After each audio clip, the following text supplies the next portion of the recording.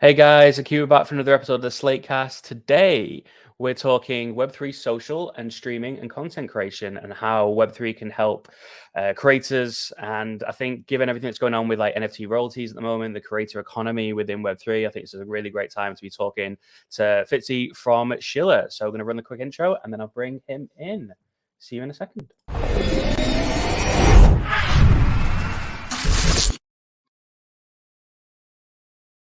Hello, Fitzy. How are you doing? Hi, mate. I'm good. How's life? Yeah, not too bad, not too bad. So you're a part of Shiller.io. When you go on the landing page, there's a really cool image of Snoop Dogg there. Can you explain a little bit of that connection and also kind of what you're doing at Schiller and what the goals are?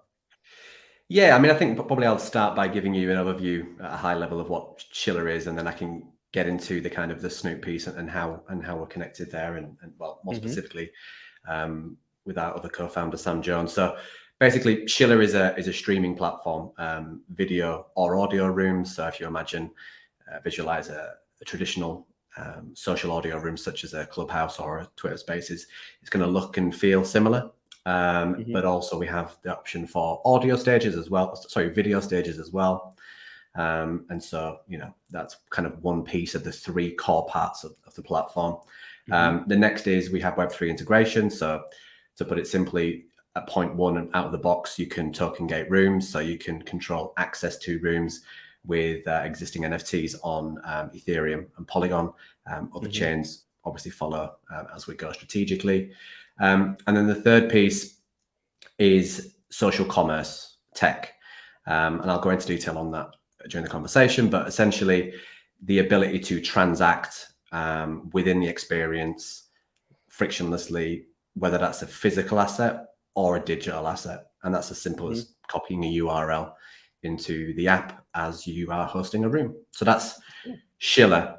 In a nutshell, in terms of the Snoop piece, um, I tell this story a lot, so let me try and give you the shortest version possible for time. But our other co-founder, Sam Jones, is a career entrepreneur within the tech space.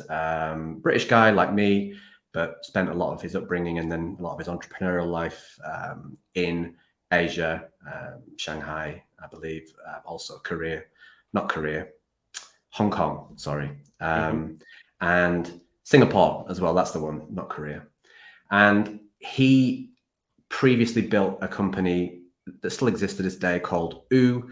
And if anybody wants to check that out, it's OOOOO.com, 5O's.com. And that's inspired by social commerce in China, which is Asia, but predominantly China in terms of the monetary output of that sector. Hmm.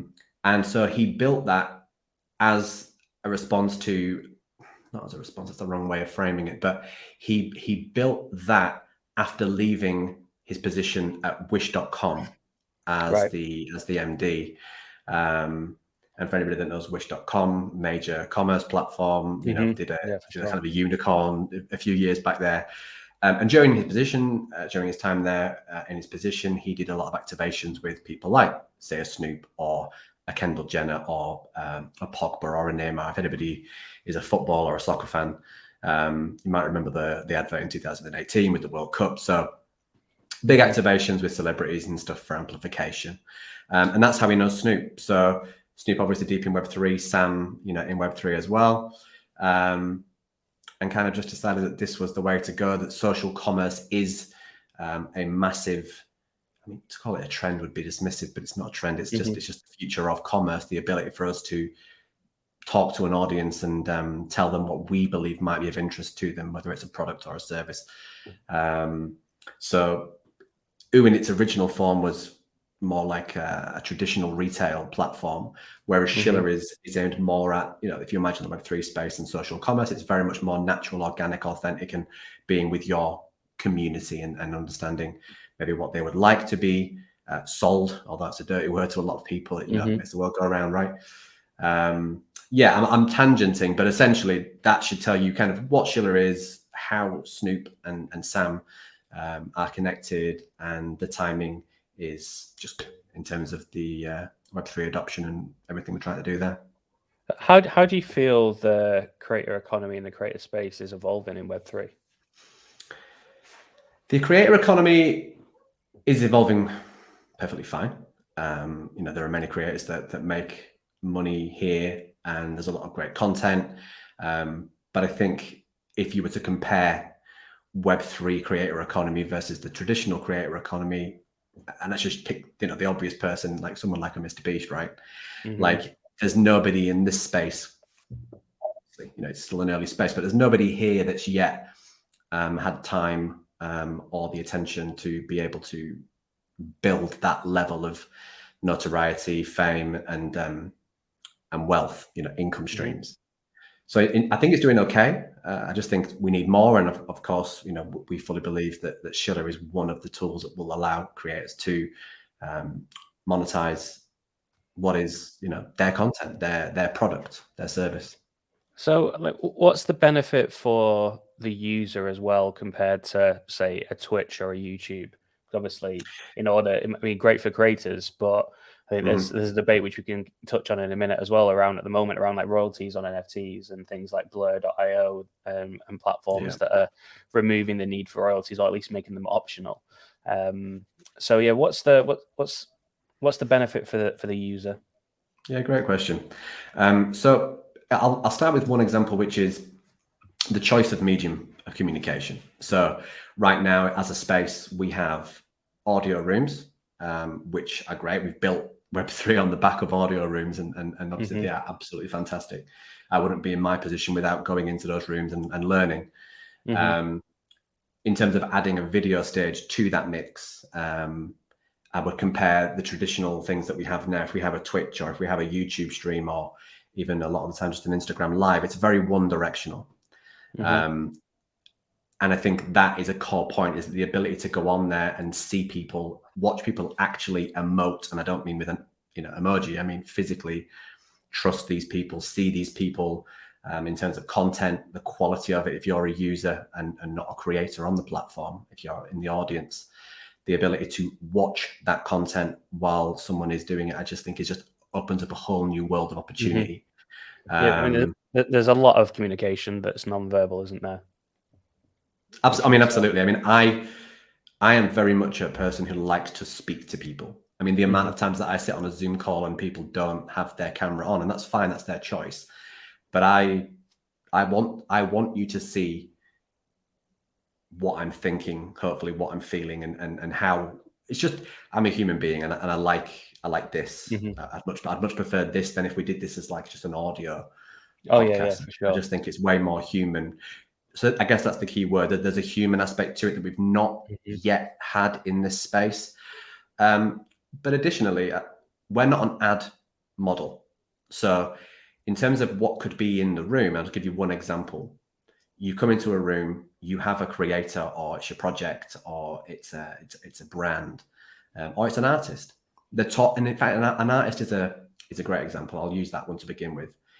Not only does it have to be a video room to have that visual stimulus, that visual connection with something, even in an audio room, the ability with the social commerce tech that we have built in through the OO connection being kind of folded into Schiller's engine, just the ability to have the NFT if it's a digital asset, or the mic if your content is about good quality audio. All of these products could be in the basket, and one of them at any one time can be presented on the screen for the audience to see. So if we think about an artist spotlight scenario, and you bring 3 artists on stage to talk about their art, what's been missing so far? The art. So I think that's another quite elegant example of what Schiller brings that we've not yet had in this space. And when you talk about token gating, does that mean that, like, say, I'm a creator on Schiller, could I create a Bored Ape stage where I don't own a Bored Ape, let's say, but I only want to talk to other people that have Bored Ape, so I want to make a community for Bored Ape holders? Is that something that can be done? Can you essentially unlock additional value into current projects, even if you're not associated with them? Out of the box, it is, if you want to token gate, you need to hold that token. Okay. In terms of could we do that? Absolutely. Could creators have the ability to host a community as opposed to be within it? that will depend on the demand. I mean, if you want, I can speak to the token gating and kind of how it stands now, and maybe go a little bit further if you'd like me to. It's up to you. Yeah, I think it's just interesting. So even though, let's say that I do have a Bored Ape, I can then easily create a community where I want to talk to other Bored Ape owners, and therefore there's additional value. So let's say I've got a huge project, but I'm only going to open it up to Bored Ape people. I can do that. Yeah. I mean, in terms of token gating, any existing NFT, and again, out of the box, we're talking about Ethereum or Polygon. The next one would be likely Solana, and then we're obviously talking to other chains as well. We want this to be as multi-chain as possible, and again, demand will dictate where we go with that. But yeah, I mean, if you open up Schiller, create a room, token gate it, and just to give you an idea of the UI, you kind of go in, click on the toggle for token gating, and it will then, if your wallet's connected, of course, it'd need to be to token gate.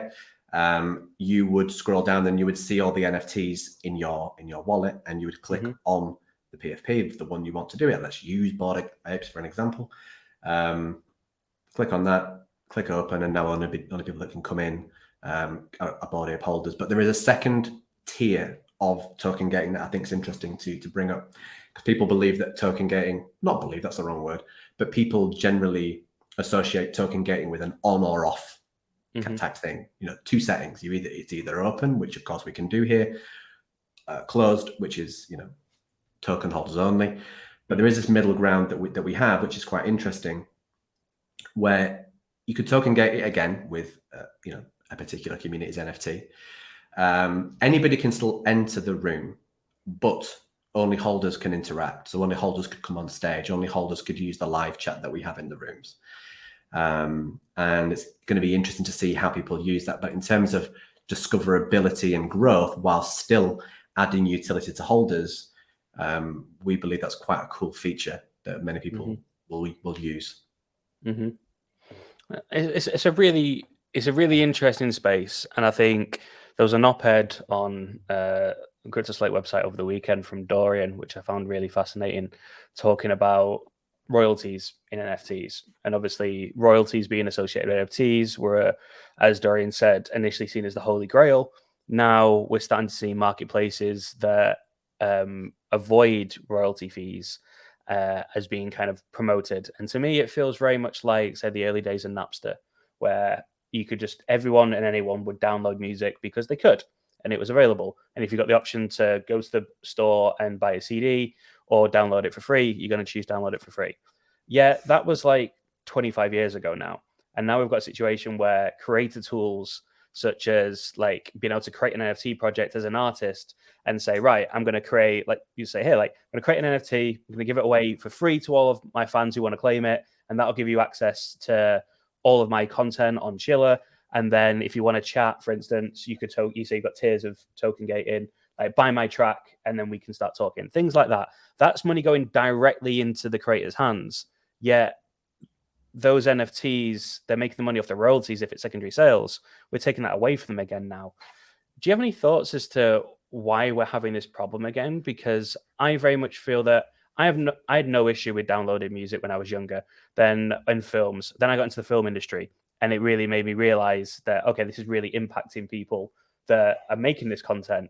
So now I will only download something, quote unquote, illegally if I already pay for the service that, like say, I know it's going to be on Sky or Netflix next week, but it's not on there right now, and I don't want to be behind the US. My internal feeling is, well, I feel like I can get this for free because I'm paying to have it next week, but I want it now. It's still technically wrong. I'm still technically stealing, but I don't see that as an issue. Everyone seems to have their own vision of what they see, what they should pay for things. Do you think that with having this option to remove like the need for royalties with NFTs that are baked into smart contracts is a good thing for the space? Why do you think we're still having this problem getting people to see the value of content creators because they want everything for free? It feels.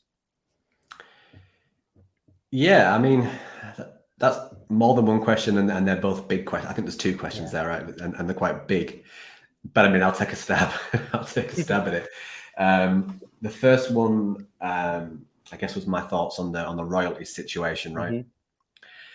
So I will start this by saying I got into this space fully believing, because this is what I was told by my North Stars, that royalty enforcement was one of the selling points of Web3. Mm-hmm. Right? I mean, correct me if I'm wrong, but I think that's 99% of people believe that to be true. Clearly, it's not true. It's brought about a lot of cards falling down. What we're seeing now is people trying to retain market share.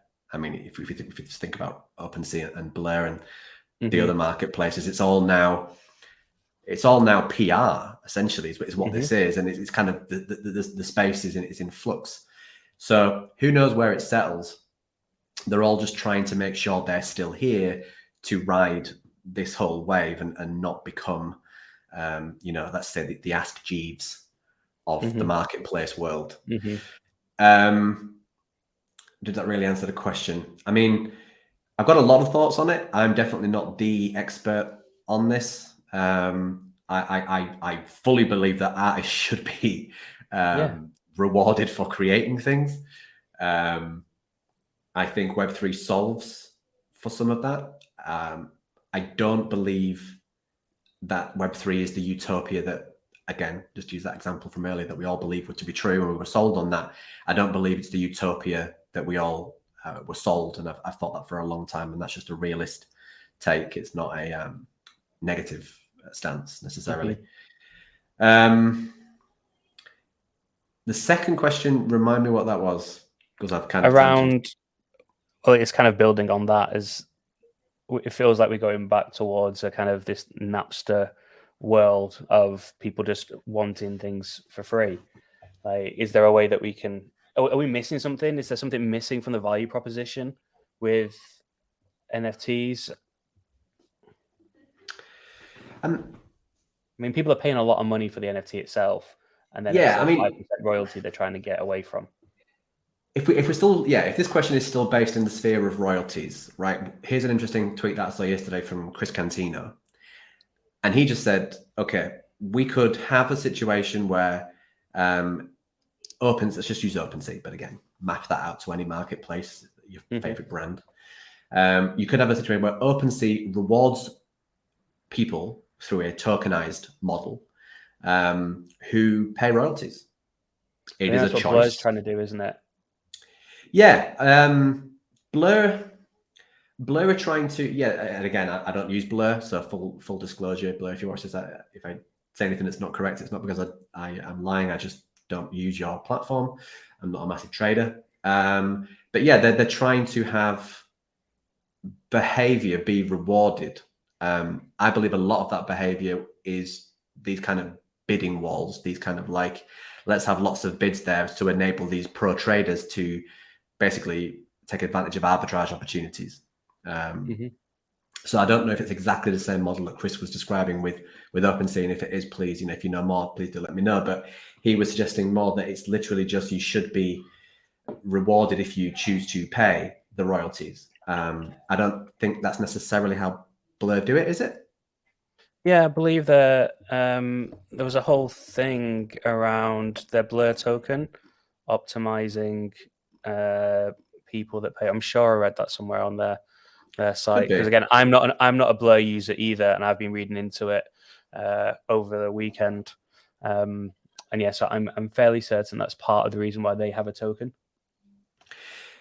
Yeah, maybe. I mean, Chris tweeted that a couple of days ago, so I think if Blur had this is what I'm going off, the fact that Chris Cantino is a bigger brain than me, so I'm going to follow his lead and kind of like not assume I know more, but I don't know why he would have tweeted that if it wasn't already available somewhere else, because he was talking about it conceptually, like, wouldn't this be a great idea? And there was a visual that he drew up as well, which is kind of cool. But yeah, I mean, there are going to be solutions, but the ground literally crumbles underneath us every 6 months, right? And it will do it again in the next 6 months, and it will do it again 6 months after that, and who knows how long. But for years, I think we get blinded because we've been here for a couple of years, or for some of these people, ridiculous amounts of years. but for myself, a couple of years, and you get a bit complacent. You think, oh well, we were early, and now we're still, we're getting close. We're not. We're really not. We're progressing, but look how many people play in this sphere.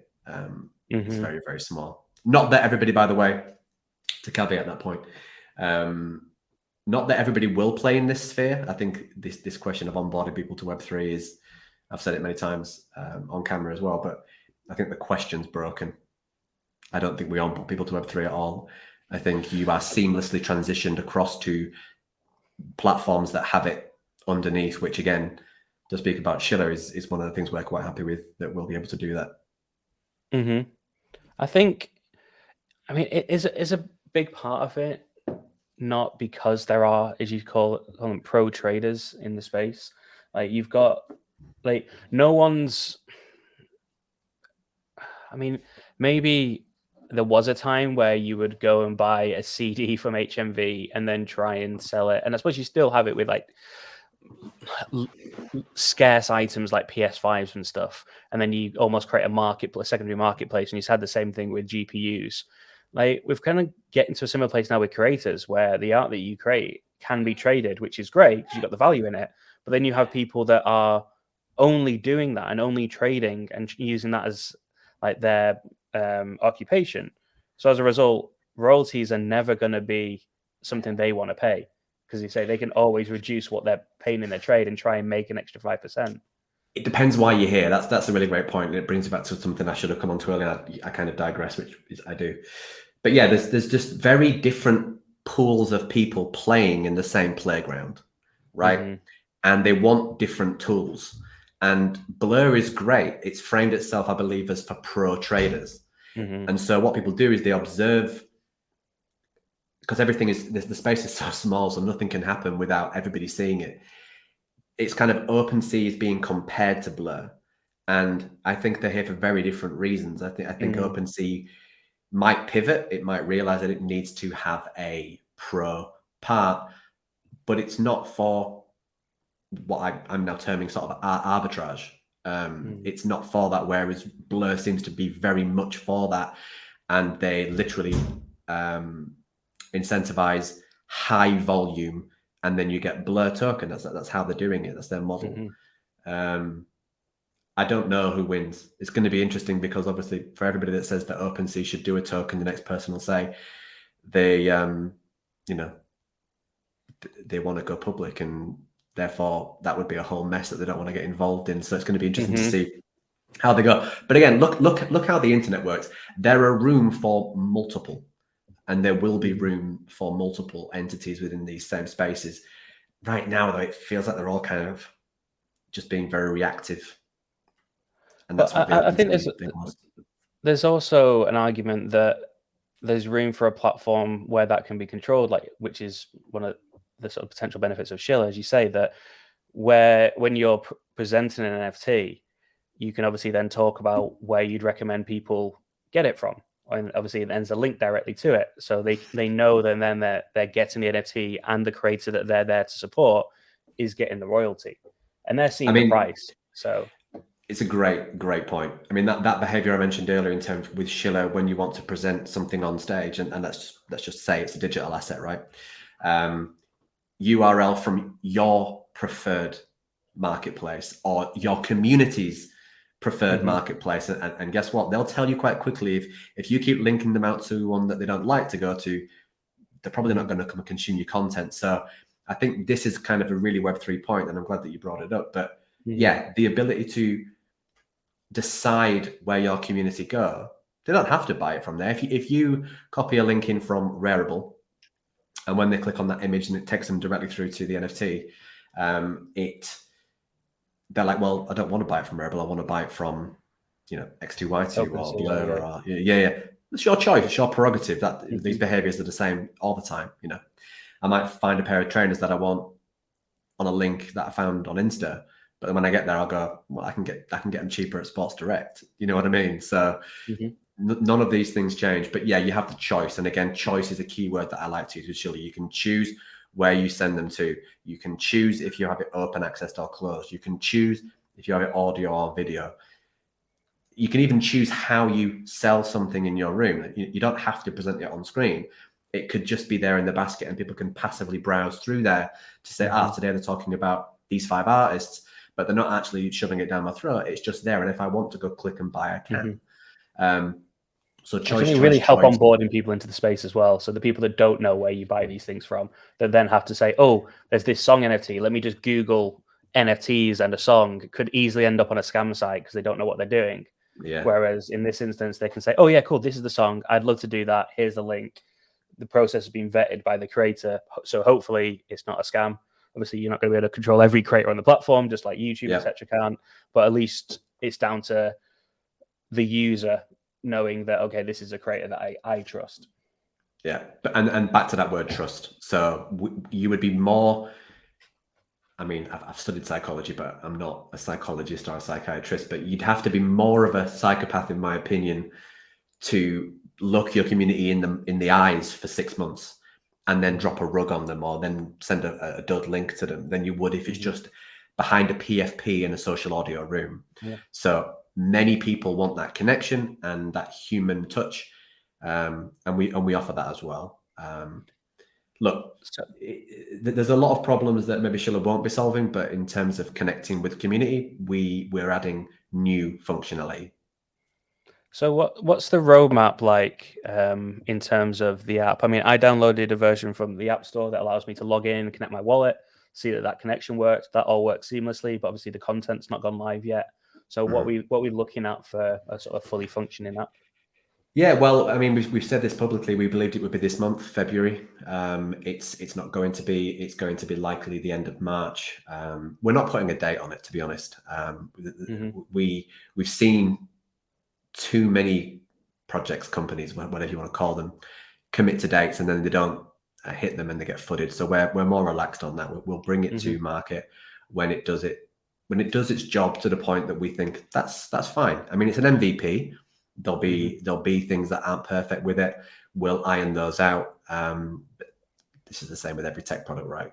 So in terms of the roadmap, you're looking more now. I mean, today is what, the 20th of Feb. So yeah, if we're sort of looking roughly at the end of March, first week of April, I wouldn't be surprised if we were around that time. Any earlier, then obviously we'll do it. I can give you a little bit of understanding of some of the iterations and things that we will build, but again, no specific dates on that. Not going to commit to that. We've mentioned the token gating, so in terms of one of the Web3 functionalities, blockchain enabled functionalities, but there's another piece to this that's very easy for a consumer, very easy for a creator. And I talk a lot about Web3 and the 3 falling off at some point. And that can only happen when you have the tech be completely obscured from view, right? And that means the language that we use. Starbucks have done this well. Reddit ghost onboarded people to Web3 in millions, right? And just like, you got to take your hat off. So a future flow will be this, and I'll tell you the flow, and then I'll highlight the point that's kind of the most interesting bit of this. So in terms of onboarding, around 3 months after launch, we will have a feature built in, which is on-platform minting, if we use Web3 language, but selling access tokens if we use standard language. So the flow would be App Store, download, set up account, automatically at that point, Schiller wallet. Just to clarify, if you want to attach a normal wallet, a full custodial wallet of your own, like a MetaMask or something like that, then of course you can do that. We have Wallet Connect, as you say. That's seamless. You've used it and that's great. But importantly, for those that are not Web3 literate, you'll have a wallet. So you've downloaded an app for free. You've now got a wallet. You don't even have to know that you have it. And now this is just a streaming platform, and I want to come in here. I go in there, great, not token gated, but I want to come in here. And at this point, you'll be able to buy, we're definitely not going to use the word mint, you'll be able to buy an access token for that particular room. And the creator, in terms of behind the kind of dashboard when they're setting up the room, will have had the option to create either as many tokens, open-ended, sort of open access tokens, so unlimited, Or maybe they say, I want to create 100 access tokens. They can also choose the price. So maybe, it's just 99 cents. And first come, first served. So I'm highlighting that in the conversation of the full flow, just to emphasize that somebody could come in with zero understanding of Web3, NFTs, blockchain, and all this stuff, have downloaded an app, got on a wallet, found the content they wanted to go into. Oh, I can't come in, but I do want to buy. Okay, now I'm in. They've got a wallet and they've just bought an NFT and they now own an NFT within a couple of minutes. Yeah, that's great. That's where we're headed with this, and I'll let your imagination go. If we can mint on platform in that way, then think about other things that we will be doing. But that flow is what I'm very passionate about. At that point, the three does kind of fall off. If you're a creator and you want to monetize, turns it back to your first question, creator economy. You want to monetize, you can come and do that on Schiller, and it's irrelevant whether it's Web3 content at that point. It's just content. But then the benefit is the end user has now bought the NFT to get access. They've maybe paid, let's say they paid $10 for it. Let's just say, there'll be a secondary value of that NFT on a secondary market. It might not be $10. If it's a gated community with limited number, it might be more than $10. It might be less. But either way, you can exit out of your subscription and your access at any point and get at least some of it back. Normally, if I buy a Bloomberg subscription, I can't sell it to you if I'm bored with it. I've got to argue with them and try and cancel it. Yeah, and I think here is where I've never said this out loud, so I'm going to try and think about this because that's just sparked an interesting point. So the creators that are here in Web3, on one count, they should be concerned that there's big creators that are seeing this and they're career creators. So in terms of giving them a new tool to make money, they're going to come and like knock the door down and take your dinner, right? However, on the other side, to that exact point that you say, because of Web3, because these access tokens will be NFTs, and I just say, think about behaviors around POAPs, for example, and how they can incentivize specific behaviors that are conducive with that, content creator rising to prominence, getting more followers, getting more engagement, earning money. Because they're tokens, they're going to know how to use these tokenized mechanics better than the traditional creator who's just come in. So that's where the level playing field becomes kind of, more equal. So, okay, you could come in, Mr. Beast, and absolutely make loads of money. You could. But the way that you use this new tech and the way that you interact and incentivize attendance to certain things and collections of certain NFTs, that might just be access tokens. If you're already here and you've been here and you know how to do that, you've got an advantage. So it's an interesting point. I need to think about that because I've never really thought about it in those terms, but yeah. Just thinking out loud. I mean, yeah, I'm super excited for sort of the creator economy in general. I think there's some really interesting things going on in the space. You say everything you're doing at Schiller, things at like Access Protocol, things at Lens Protocol. I just think it's a great community, and the more we can the amazing thing is, because it's all on chain, there can be integrations like quite easily, and third parties can do it like as well. Like if there's an API involved, it means that new things can spawn up and the space can become more and more interconnected. And like you talked about wanting to have like this multi-chain vision for Schiller. Well, I think for me is also there's a multi-DApp or a multi-platform experience that is starting to build as well, which I find super exciting. Yeah, I mean, just to touch on the Lens point. I mean, I'll thank you on camera for connecting me with someone from Lens last week, and so I actually had for the first time a full conversation about Lens and kind of learnt a lot on the call and fully understood just how important that is, and giving you ownership of your content and ownership of not just ownership but the ability to have it be distributed to multiple platforms very, very easily, like repurposing of content, right? Big thing for content creators. So Lens for sure, like I now have had my mind open to just how important that is. And I got my own .lens now, so that tells you. I was like, okay, let me get one straight away. So yeah, that's just really interesting, but I'm definitely not an expert on that. I need to do my full deep dive over the coming months to fully understand exactly how that's going to play out. But super cool place. Cool. Well, Fitzy, thank you very much for joining us. I think we'll call this episode of SlateCast there. Just want to shout out the socials and where people can learn more about Schiller in the meantime. Yeah, I mean, at Schiller is of course the Schiller account on Twitter. I'm at Fitzy OG, and Schiller.io is the website. And anybody who is a creator, in Web3 or an artist or content creator, Twitter host, Clubhouse host, project, you can apply to be a creator at Schiller.io. More specifically, if you want to go directly to the application, you can do Schiller.io/become. Fantastic. Right. Well, thank you very much for this episode of the SlateCast. Don't forget to like, comment, subscribe, all that YouTube stuff for the algorithm. But in the meantime, I've been Akiba. This has been Fitzy. Thank you very much for joining us, and we'll see you next time. Goodbye. Cheers, mate.